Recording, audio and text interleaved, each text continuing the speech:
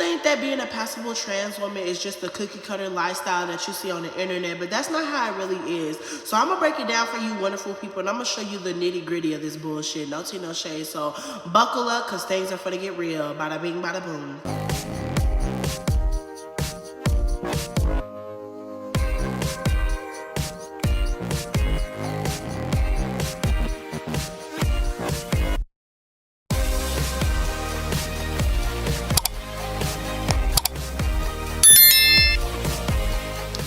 Hi, welcome back to another video. My name is Alizea, and I'm your favorite black transsexual. Get up into the big purr, whatever. I'm back.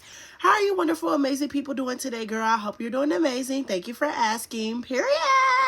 Before we get to today's video, girl, I need you guys to like, comment, and subscribe because you would never find another ghetto black transsexual like me. Hello, hello, hello. I'm beautiful. You're beautiful. Get up into the big purr, whatever. Go ahead and lock in on myself.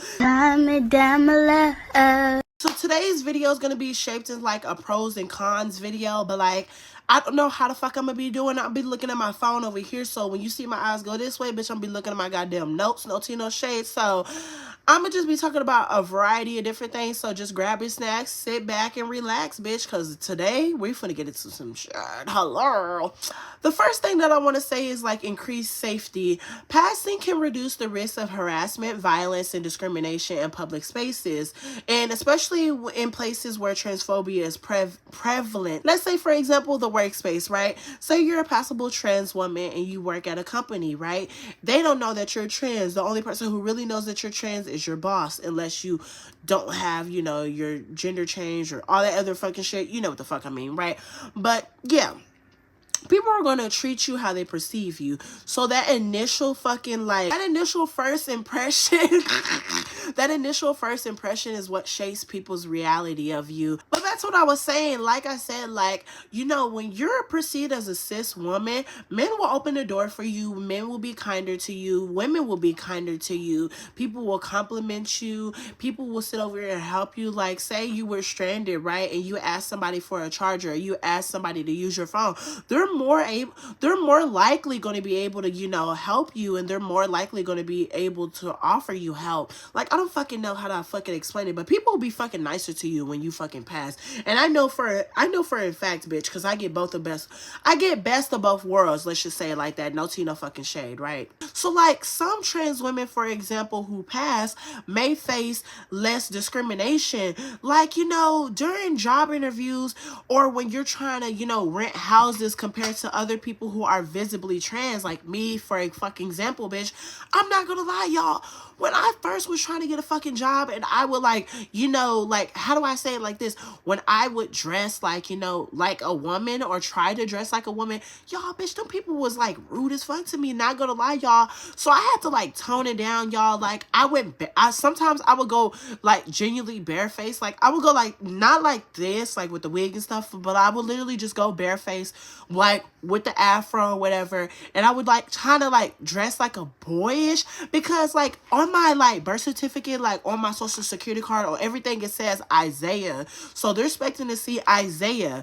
But when they see Isaiah, like when they see me all dressed up and I'm looking fabulous and shit, they like, are you here to tell us Isaiah isn't coming? No, I'm Isaiah. And they just like, oh. They like make the face. Every trans person knows what face I'm talking about. Like they make that face.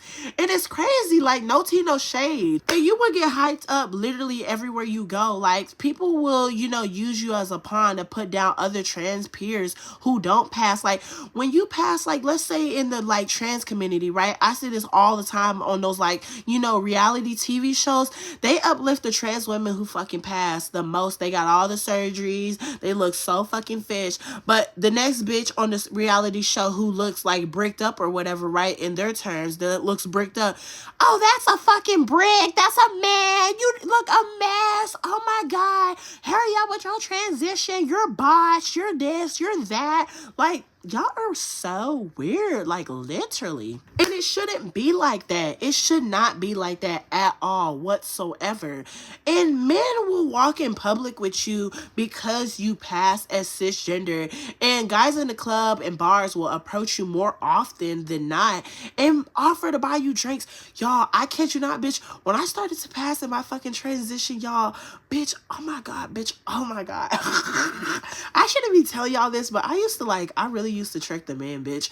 I'd be like, oh my God, you want my number, bitch? Give me a drink.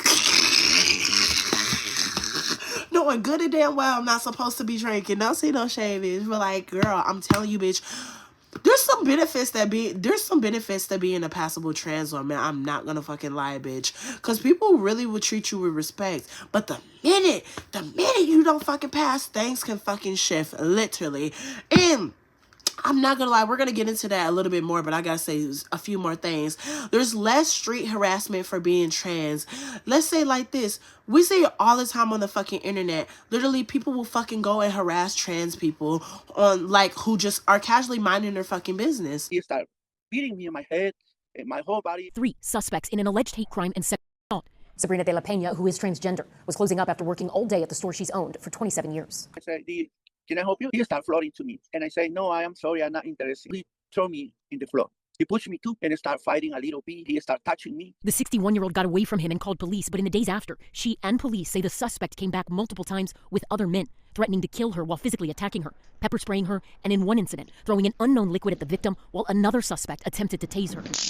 Now we close it early because I scared he come and killing me. I don't want to die. I got a little girl. Now we're going to kind of shift gears and I'm going to tell y'all the reality of being a passable trans woman.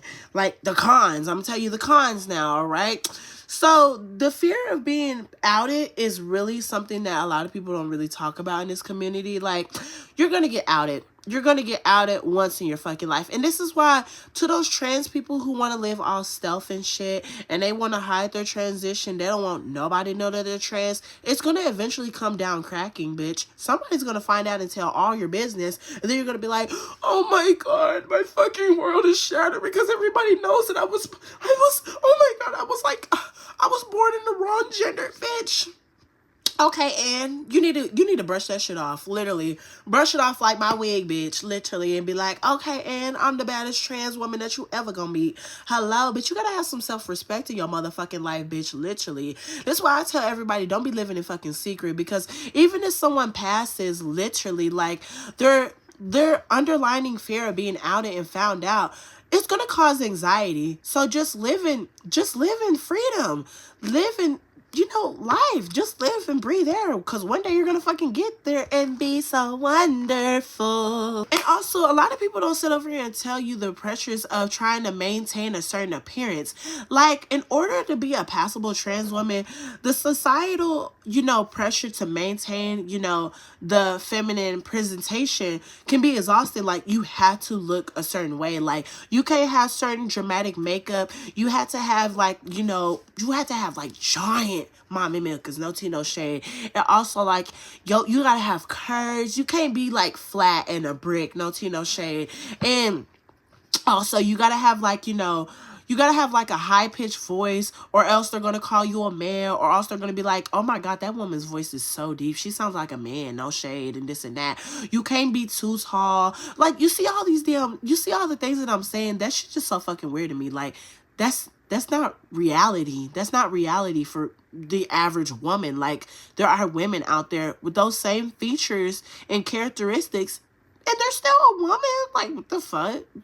Even when they pass, this could be, compounded by societal expectations or comparisons to, like, cis women. Like, they compare themselves too much to the average cis woman and say, why am I not like this? Why am I not this beautiful? Why am I not getting this, type of attention from men? Or same thing with the trans counterparts or whatever. They're like, oh my God, she gets all the men. She has all the men frolicking to her. Bitch.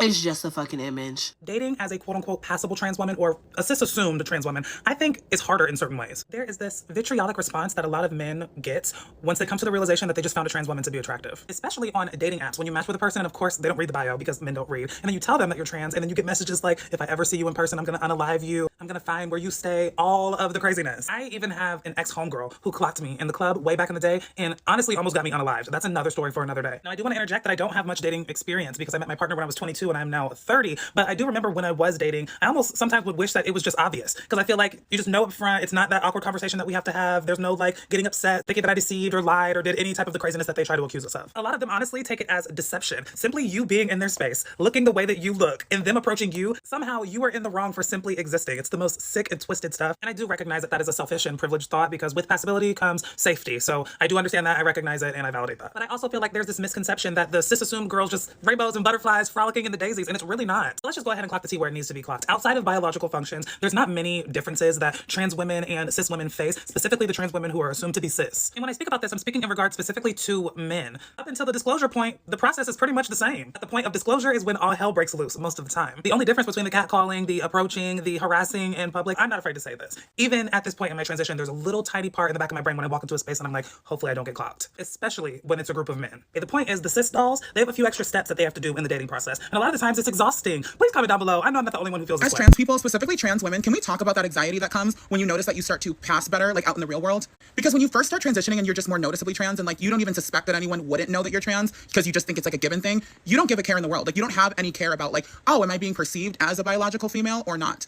And I'm really talking more from a transgender woman's perspective because that's what I am. But being perceived as a cis girl out in the real world, that comes with a lot of dangers and uncomfortable situations on its own. And that's for another video. We can get into that. But my overall experience as a trans girl who is semi-passable is it's kind of draining, honestly, because how much you want to pass obviously completely varies from individual to individual. But me, myself, starting transition, I did have a goal of wanting to be the ultimate fish supreme, but at the same time, also being self-aware enough to realize I'm never really going to be self, but also not wanting that either. Because in the moments where I do pass to strangers, like those moments I will admit are validating. Like it does feel nice that, okay, people are seeing the efforts I've put in to live life as a woman out in society and are like acknowledging that by like not acknowledging the fact that I transitioned because they don't realize that I have. But as a girl who has no real intention on ever being completely self, it's like I feel that I'm hiding a piece of myself without even trying to.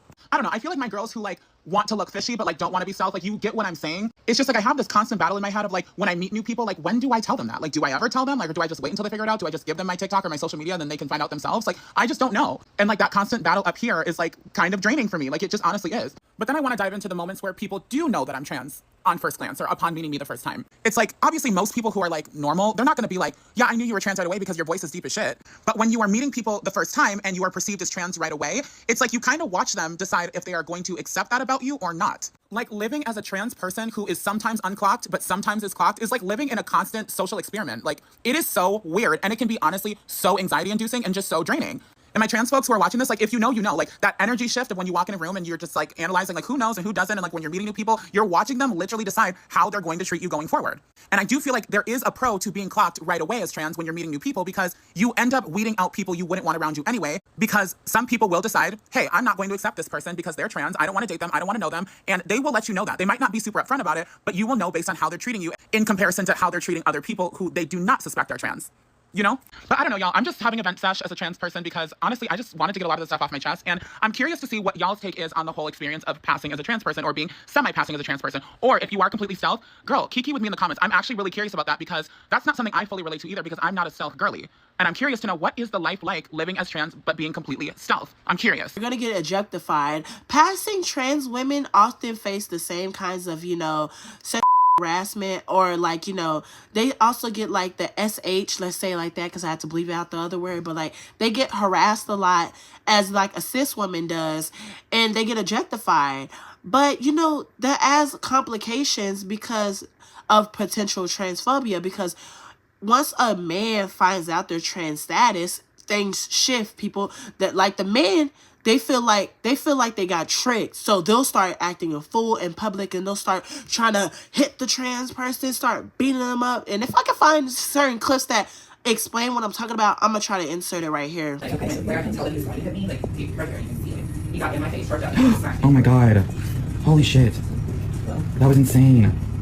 See? Baby, listen. listen, this is why I advocate for all the dolls to go and get their concealed carry permit. Because what? If it was me in this situation, his family would be drafting up his obituary right now. And I mean that. Furthermore, this idea of men being able to fight trans women because they still see trans women as men is very prevalent within the black community. I can't speak for other communities, but if you go to any video that the Shade Room posts or any video that the Neighborhood Talk posts and it's an altercation between a trans woman and a cis man, the comments are like, well, it was a male on male fight. Anytime we have a conversation about being scared to use men's bathrooms due to the reaction of men like this, they say, well, you're a man, you should be able to protect yourself. At this point, I'm impatiently waiting for the trans folks who keep trying to push trans women into men's spaces to understand from videos like this and from the disproportionate unaliving of trans people in the United States that it is not cookie cakes and gumdrops walking through a field of barley, living life as a visible trans person. This is the bullshit that we deal with on a daily basis, constantly looking over our shoulder, constantly worried if a bitch is gonna knock us out for simply existing in their space. And there were even people like victim blaming in the comments. Well, that's what they do anytime a trans person is beaten up or taken off of this earth. For some reason, it's always our fault. And it was a lot of black women saying that in the comments. And I want y'all to understand something.